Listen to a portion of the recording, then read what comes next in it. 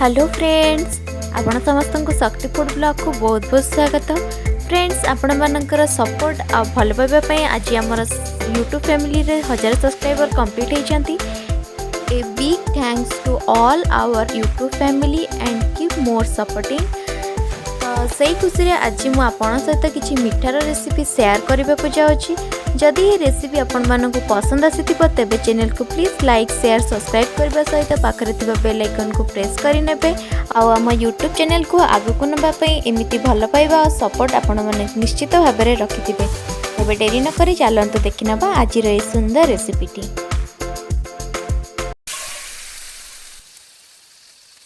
आज मु आपण मानक सहित सुजी और नड़ियार एक लड्डू प्रस्तुत करके देखी।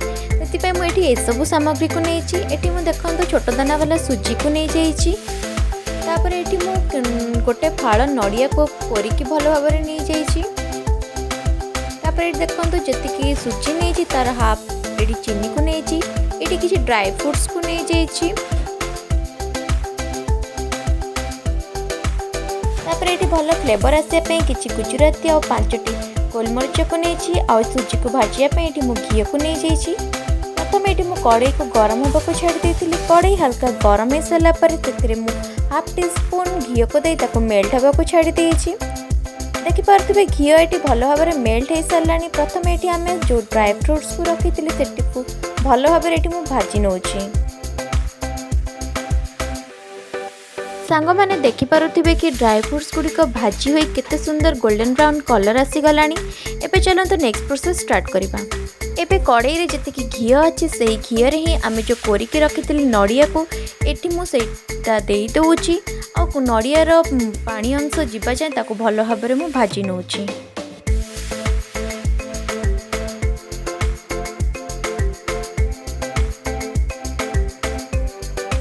नड़िया को भल भाव में भाजबार ये मोर 3 ରୁ 4 मिनिट कंप्लीट हो सारा। देखिपे नड़िया भाजी हुई केते सुंदर कलर आसी जाइए और तार पानी अंश सब चली जाइए। चलते नेक्स्ट प्रोसेस स्टार्ट करवा। गरम थिबा कड़ई रे एबे मु बंची जाइथिबा घी को सब दे दोची और ताकू मध्य मेल्ट होबा पई किछि समय छाड़ी दोची। देखिपे सांग माने एटी घी हमर भल भाव में मेल्ट हो सारा।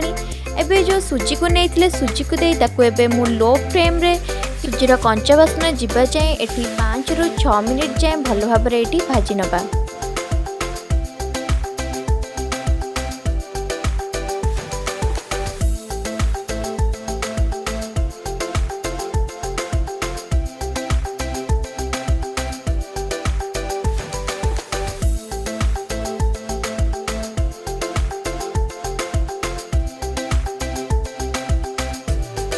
सांग मैंने देखिपे कि एटी आमर सुजी भल भाव में भाजी हो सारा और केते सुंदर टिके रेड कलर आसीगला।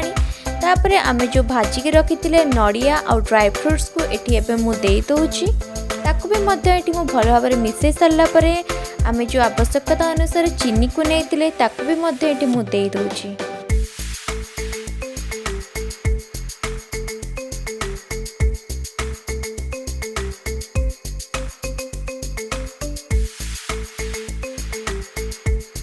फ्रेंड्स, आपण मैंने ये चीनी मात्रा को कम बेसी करें। तापर ये चीनी को देखो भल भाव में दे सारापर कंटिन्यूअसली यही भाव में गोलई ने जमीती कि सुजी चीनी भल भाव में मिसवा सहित सुजीर तल पाख न लगी जाऊ।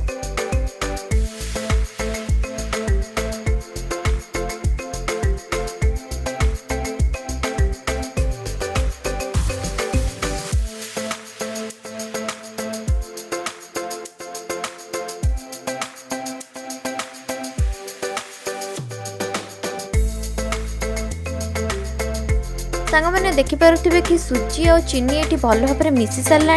एबे मु एथिरे रूम टेम्परेचर रे क्षीर को ये उषुम कर नहीं दे दूची। मुझे क्षीर को कहवा को स्किप कर देती से सॉरी।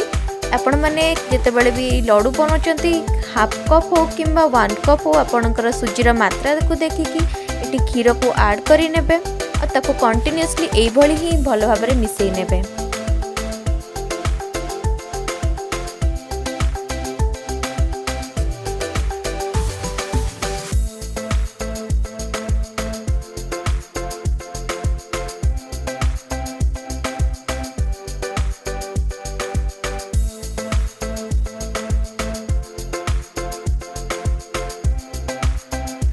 लड्डू रे भल फ्लेवर आसापी मुझे गुजराती और मरीच को टी गुंड कर दौची भल भाव में सुजी सहित मुझे मिसई नौ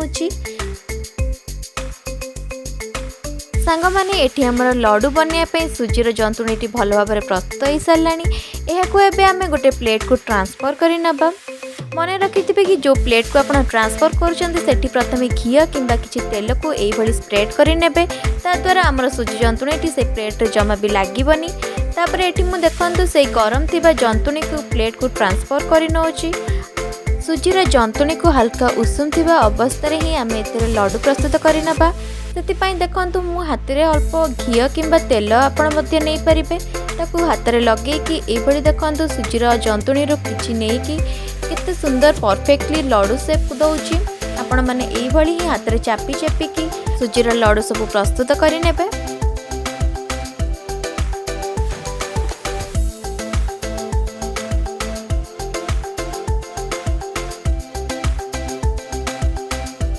सांग मैंने देखि पारुथिबे कि आम लड्डूटी केते सुंदर देखा जाउची आ कोनोसी जगह रे मध्य क्रैक नाही एठू जानि पारुथिबे कि आम लड्डूटी केते सुंदर तैयारी हो जाइची एथिरे ही आमे सब बाकी सब लड्डू को तैयारी करि नबा।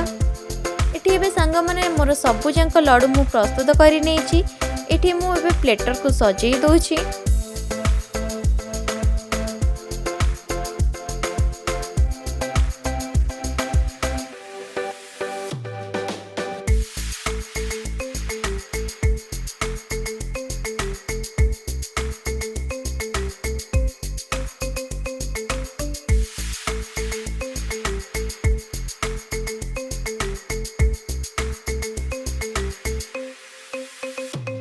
लड्डू सब को प्लेट रे दे सारा पर जो चेरी को नहीं छोट छोट पीस कर नहीं एबे यह को मु डेकोरेट कर नौची लड्डू ऊपर टिके सुंदर देखि जिबा पई।